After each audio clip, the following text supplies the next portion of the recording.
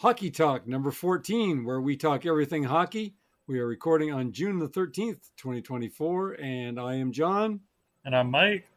All right, Mike, let's go. And the first topic, of course, Mike, I wanted to go over this evening is what we have seen in the first two games of the Stanley Cup Finals. Now, in game one, Mike, the Edmonton Oilers lost to the Florida Panthers 3-0.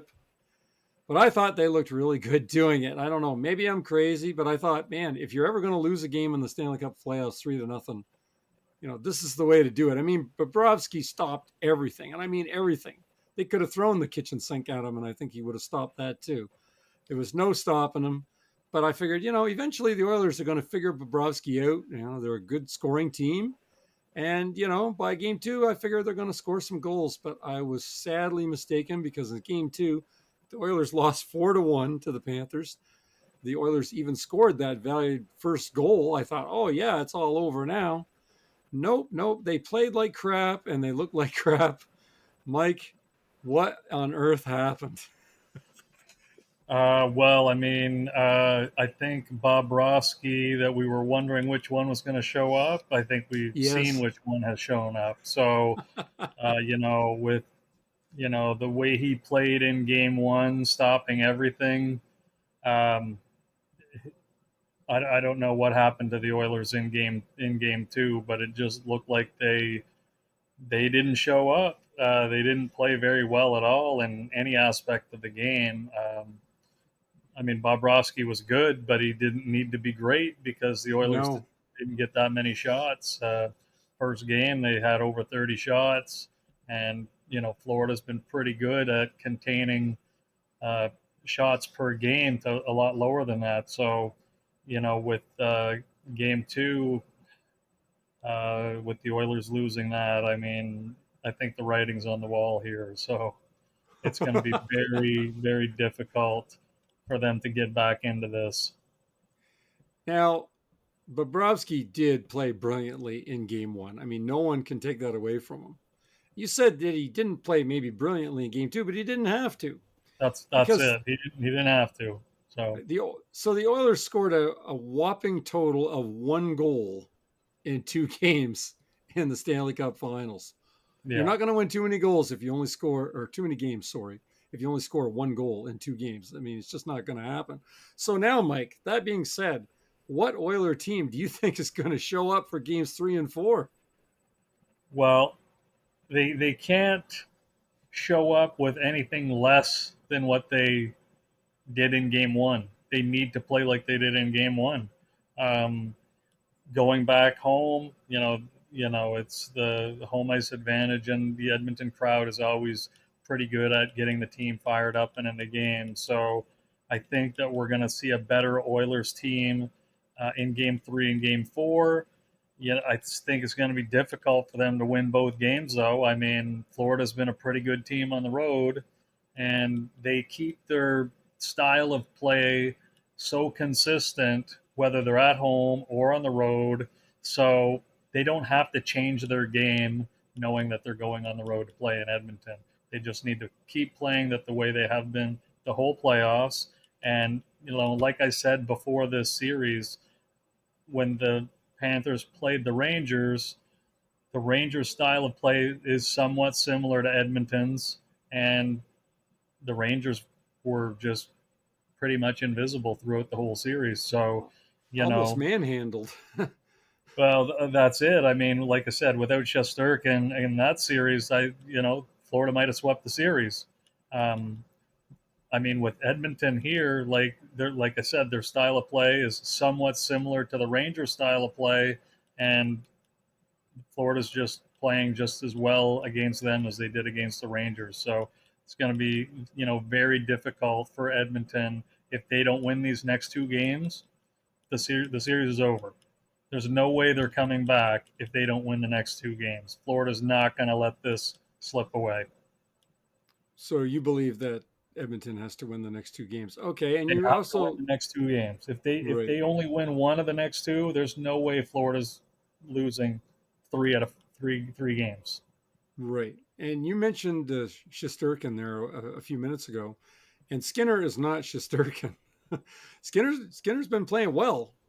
Yeah. but he's not Shesterkin. So, Mike, that being said, could the Oilers be out in 4 games straight? Now, I know you said when we talked about this last week, you thought the series would go, I believe you said 6 games, right? I think that's what you said. Yeah. So, could you be right about who's going to win, but be wrong about the games? And could the Oilers be out in 4 games here? What do you think? I don't think they're going to get knocked out in four. However, five is very likely. I mean, I see a split probably in Edmonton, and when Florida goes back home for Game Five, I think they're going to win that game. I just think that if the Oilers are down 3 games to 1, it's in Florida. I think that the Panthers are not going to lose at home. So, I mean, they're too well balanced, as I said. They've played the same style the whole playoffs. They haven't had to change their style to adapt really to other teams, whereas other teams need to change their style to adapt to how Florida's playing. And seeing how Florida's still in the playoffs, the other teams obviously did not adapt very well. Florida plays a good forecheck, physical game. They're not going to change it. It's working.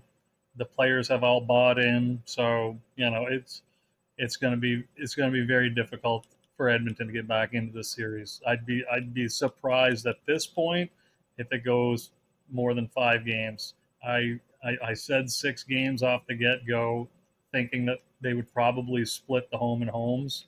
Mm-hmm. However, after game two, the Oilers just did not even appear to be in the game whatsoever. And I know that they've probably got some guys that are playing hurt. I know Nurse is playing hurt, Evander Kane is playing hurt, which means that, you know, a lot more falls onto McDavid, Draisaitl, Nugent Hopkins, Bouchard, and Hyman. So if you're relying on one line to win you a series, it's not going to happen.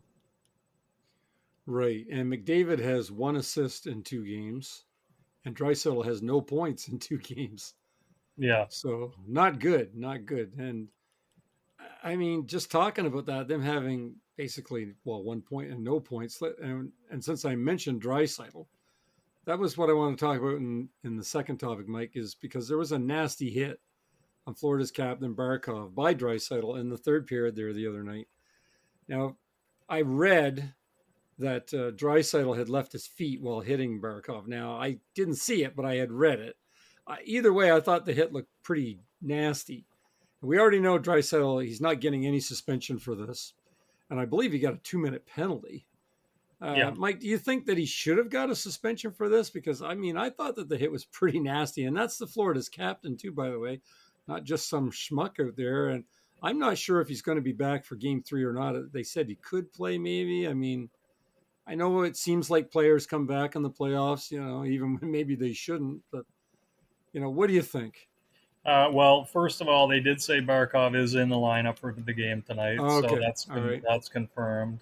Um, you know, playoff hockey, it's so difficult to see what they would penalize with a suspension. So, if I think it would have gotten some consideration if he got more than a 2-minute penalty. The fact that he only got a 2-minute penalty, I think, kind of maybe lowers the expectation of any follow up action being taken against them. So I'm not surprised he wasn't suspended. However, if it was regular season, maybe he'd have got a game, or if the minimum is 2, I'm not quite sure. I know they have some minimum games for suspension there now, so I think he might have gotten maybe a game or 2 if it's regular season. But when you're looking to who it is that's doing the hit, it's Draisaitl, star player. Generally, the star players tend to get off a little bit easier than if it was a more physical player. So, if it was Corey Perry, for example, known, he's known to be physical. He's been suspended before. If it was him, he might have gotten a suspension out of it. However, you know, as you know, with the refereeing in the playoffs and the disciplinary committee, it's a little bit more lenient, it seems, for playoff games. So, not surprised he didn't get suspended for it. Okay, all right. I thought the hit looked pretty nasty, but and I didn't see him leaving his feet. I wonder if any of our listeners out there might have Yeah, saw it. Maybe all they the could camera write. angles that I saw, I mean, the ones that they showed on TV, I didn't notice it either. They showed more the angle from the boards looking Right. into the playing area as opposed to the opposite boards. So Okay. Well, if anybody did see something, they can put it in the comments, and we'll certainly respond to it. But that's all right. Okay. So topic number 3, Mike. What do the Oilers have to do differently to have a shot at winning the Stanley Cup, Mike? Because they are sinking fast, and I want to know, can they turn the ship around? Like, is it the power play? Does the power play need to get better? Do they need to put more people in front of Bobrovsky? Maybe run into him, get some penalties that way, knock him off his game. I don't know, like poke at him, you put some know, snow in his face. I don't know, whatever. What can they do here? it doesn't seem like very much phases Bobrovsky. Like, I mean, any kind of traffic that's been in front of the net, like he doesn't seem to be the type of goalie that really reacts much to that. So I don't know if that would take him off his game in any regard. Um, I can say that it probably wouldn't hurt to try. I mean, having more traffic in front of him to screen him so he can't see the puck as well definitely would, probably be a good idea to at least get some of that going on. And with that being said, like the Oilers, they, they tend to, from what I've seen so far in the playoffs, they don't have that guy that can go and cause a lot of havoc in front of the net. The guys that do are more or less on their third and fourth line, which they get less playing time and they're not playing with as skilled players. I mean, Hyman's probably their most physical guy on their top two lines, and they need him to score. So Right. he's not primarily the guy they put right in front of the net. So um, I think that the Oilers are, they need to get off to a quick start in Game 3 um, and Game 4 to get back into this. They can't start the game off losing. They need to get one or two, and they need to get one or two pretty quickly just to keep the momentum going in order for them to get back into this. But yeah, it's going to be a difficult task. I can't see Florida allowing it to happen. So if I asked you to put a percentage chance on what you think the Oilers' chances of winning the Stanley Cup right now, what Winning percent the would you give Stanley them? Cup right Mm-hmm. now, Yep. oh, Like they're going to geez. go out and win 4 out of 5 games. What do you think the chances are? What do you think Uh, the percent is? I mean, they're almost zero, less than 10%. Less There's than no 10%. way that Florida is going to lose four out of the next uh, six, potentially 5 games. Right. It's just not going to happen. So I fully expect Florida to win the cup, and there's a good chance at this point they might do it in 5. So um, yeah, and I wouldn't be surprised as I predicted Florida to go to the Cup final for the whole playoffs. Not that I Yep. predicted them to win. I thought that they would play Colorado, and Colorado might be able to beat them, but obviously that's not going to happen. So I don't see anything in their way at this point. Okay, fair enough. Well, Mike, is there anything else that you wanted to go over in tonight's discussion?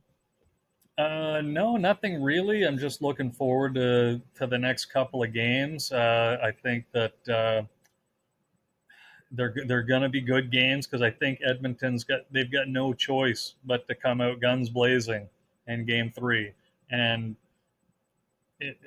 for them they've got to get off to a quick start. If they get behind the 8 ball to start off Game 3 and Game 4, then they're just digging their hole even deeper.